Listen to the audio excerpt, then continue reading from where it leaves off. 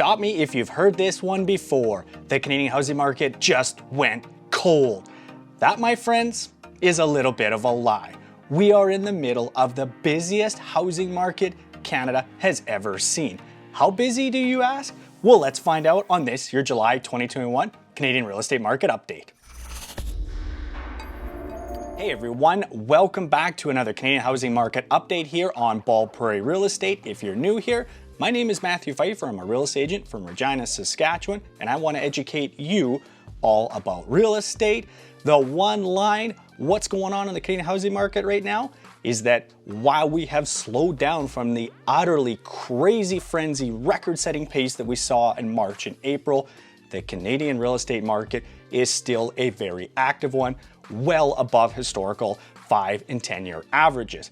But before we start talking about the market numbers, let's talk about your down payment, because I want to make you a homeowner. Until August 6th, I am running a contest where you can win your entire down payment. Yes, you heard that right. You can win your down payment. I'm going to put the link to the contest as well as the explainer video in the description below. As well, right here in this pop-up card will take you directly to that video so you can learn more about how you can win that down payment. Here on Prairie Real Estate, I've got the most in-depth analysis on the Canadian housing market. We're not just going to read you the press releases or the newspaper clippings. You guys can do that yourself. I'm going to give you additional context to these numbers with insight from local real estate agents, looking back at historical 5-year averages. How do the numbers today compare to normal times? Because we're not normal times right now. Then at the end of the video, I want to break this down, talk about why we're seeing the slowdown that we're experiencing right now, and some trends to watch going into the future. If you want to just jump directly to your city, YouTube timeline right here, broken out into each individual city. You can jump directly to it. All I ask in return is if you like the video, hit the like button. And if you're liked and want to keep up to date, hit that subscribe button for me. But as always, let's start off with another terrible joke. What do you call the person who's always in the bathroom during a party? The party pooper. If you have another terrible joke that I can use in future episodes of Prairie Real Estate, put in the comments below. After a modest slowdown, the Regina real estate market set an all-time sales record with 410 homes sold in the month. That is the only time Regina has ever broken 400 sales in a month. There were 635 new listings put up for sale in the month. That is up 6% versus last year, and it's up 13% versus the 5-year average. There were 1,224 active listings to start the month. That is up 3% from last year, but it is down 20% versus the 5-year average. Months of inventory Regina sits right at 3, which is right on that cutoff point from a seller's market to a buyer's market. But that is a little bit deceiving. We have many markets in Regina that are still very squarely in the seller's market, while other markets are definitely more balanced or even buyer's market territory. The composite benchmark price in Regina is $267,800. That is up 7% from last year. I talked about in last month's update that June is usually when we see the sales activity peak for the year, and July is usually when we see the most homes for sale. So we're gonna have to check back next month to see if that trend continues to be true. I am expecting a summer slowdown like we normally would have. Might be more pronounced this year as people get out and enjoy the time with friends and family and enjoy the activities they haven't been able to do for the last year and a half. But with inventory levels continuing to be below normal levels and these markets seeing sellers market territory, that's going to continue to put upward pressure on those segments. In the Victoria real estate market, there were 942 homes sold in the month. That's up 17% from last year, and it's up 6% versus their 5-year average of 888 homes sold in the month. There were just over 1,200 new listings put up for sale in the month. That is down about 15% from last year, and it's down 5% from their 5-year average, which is about 1,300 new listings coming up for sale in the month. Active inventory in the city of Victoria for the month is 1,375. That is down 48% from last year. It's down 56% from their 5-year average, which is about 2,400 homes for sale this time of year. That means their months of inventory is 1.4, very squarely in a seller's market. It's the exact same as it was last month. Their composite benchmark price is $815,000. That is up 13% from last year. Now, sales activity has started to slow a little bit in Victoria, but we're just returning back to more normal levels of activity. The inventory levels being as low as they are, though, is going to continue to put upward pressure on home prices in the city of Victoria. I expected we would see a drop in sales in the Vancouver real estate market, and that's exactly what we saw. 3,762 homes were sold. That is still up 54% from last year. It's up 21% from their 5-year average, which is just over 3,000 homes sold in the month. With 5,800 new listings put up for sale in the month, that's actually up 1% from last year, and it's up 6% over their 5-year average, which is about 5,400 new listings coming up for sale in the month. Their active inventory, 10,839, that's down 10% from last year, and it's down 3% from their 5-year average, which is about 11,000. That puts the months of inventory in the city of Vancouver at 2.8, still a seller's market. It is up just slightly from last month's 2.5 months of inventory. The benchmark price in Vancouver is $1.175 million. That is up 15% from last year. We're gonna have to wait a couple of months to see if this becomes a trend, but it looks like we're starting to see the pace of price increases slowing down. That is what we would expect with the slowdown in activity. Talking with local real estate agents, they mentioned how, yes, that slowdown has been considerable from the exceptionally high levels we saw in March and April, but they're still well above their 5 and 10-year averages for market activity. They are thinking we're going to see a slower summer as people get out and enjoy the summer activities, but a very strong possibility of a busier than normal fall market. And the condo market, especially East Vancouver, where it's considered more affordable, that is the hottest market segment in Vancouver right now. And that rebound of the condo market downtown has started to take effect as well. We've now seen 2 months in a row where sales activity slowed down in Calgary. But make no mistake, the Calgary real estate market is extremely active right now. There were 2,900 homes sold in the month. That's up 67% from last year. It's also up 47% over their 5-year average, which is about 1,800 sales in the month. There were 4,100 new listings put up for sale in the month. That's up 24% from last year.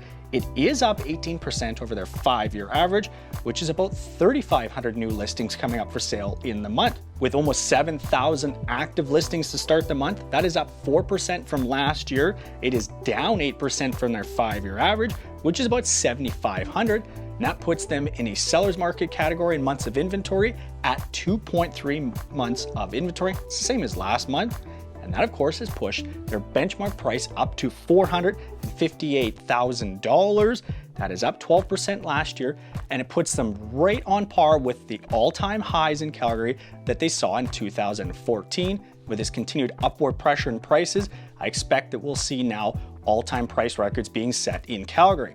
If you told me 1 year ago that in a year Calgary would see all-time highs for prices, I don't think I would have expected that, but here we are, now tied for all-time pricing highs. So that recovery that Calgary has had has now made up all the losses they had over the last 6 years.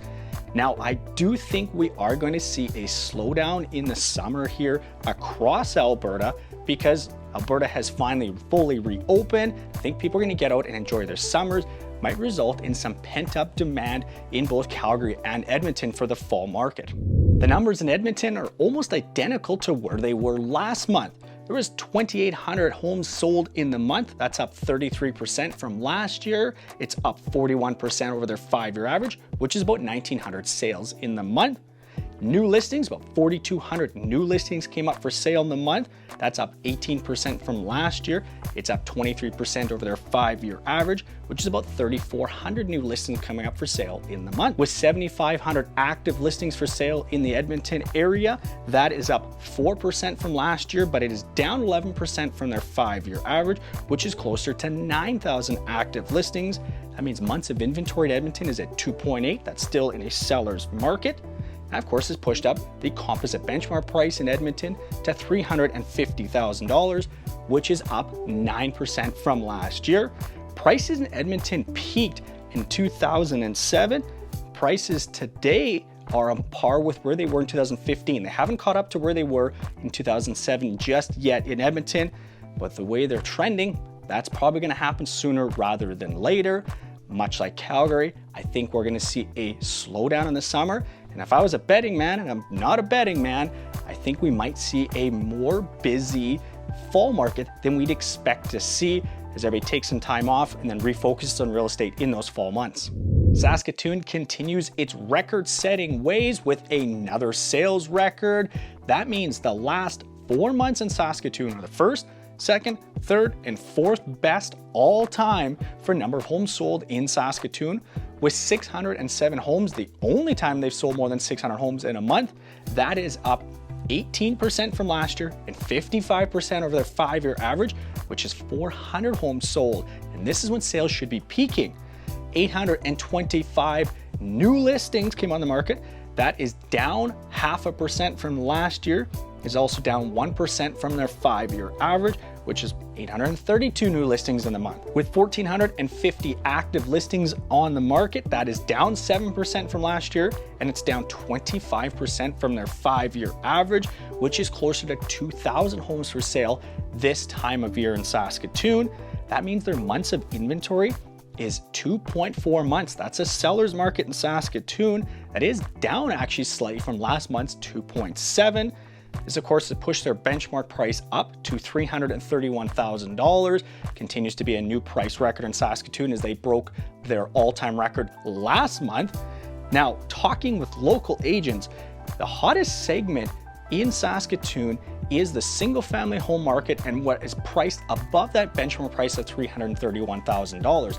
That's where you're most likely to see the most competition, multiple offers, and the most homes selling for over asking price. But there are pockets still across Saskatoon market segments, condos, for example, that are more balanced or even in buyer's market territory. In the Winnipeg real estate market, there were 1,900 homes sold in the month. That is up 3% from last year. And with 2,300 new listings coming on the market, that is down 12% from last year. They currently have just shy of 2,800 active listings in the market. That is down 40% from last year.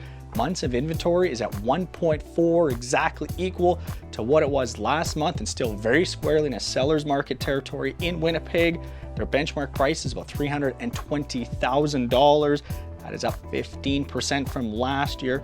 Talking with local real estate agents, they talked about how competitive and hot the market is in Winnipeg. The lack of inventory is putting a lot of upward pressure on the market. Basically across the board, price points, building style, doesn't matter. Lack of inventory, lots of buyer demand, and upward pressure on prices continues in Winnipeg. I recently heard that the Toronto housing market had just tanked. Absolutely not. Anybody who's telling you that doesn't know what they're talking about. Because if you actually look back at the data and don't just read the press release, you would see there were more homes sold last month than any month last year in Toronto. And if you take out March, April, and May of this year, last month saw more homes sold than any single month, unless you go all the way back to 2016's ridiculously hot market in Toronto. But the Toronto real estate market has tanked? I don't think so. If you want the truth about what's going on in the Toronto real estate market, hit the subscribe button right now. With 11,100 homes sold in a month, that's up 28% from last year, and it's up 20% over their 5-year average, which is 9,200 homes sold in the month. There were 16,000 new listings put up for sale in the month. That is equal to last year, but it is down 4% from their 5-year average, which is closer to 17,000 new listings coming up for sale in the month. They have 11,300 active listings right now. That is down 25% from last year, and it's down 32% from their 5-year average, which would be closer to 16,000 active listings this time of year. That means the months of inventory in Toronto is just 1. That is also equal to last month. The composite benchmark price for all property types across the entire GTA is up 20%.